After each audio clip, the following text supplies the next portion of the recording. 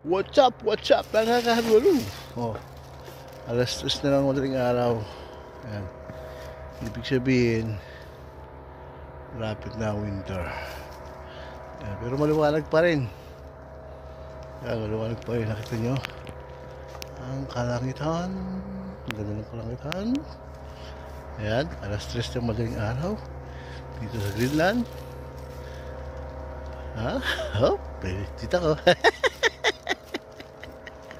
Ang kararo, alas 3 ng madaling araw. Yan, uwi tayo ng bahay. O, paano mga kararo? 3 AM in the morning. August, pero malapit na ang winter. Nangangamoy na. Nangangamoy winter na. Yan mga kararo, ha? Paano? Update lang tayo kasi tagal tayo walang ano eh. Okay.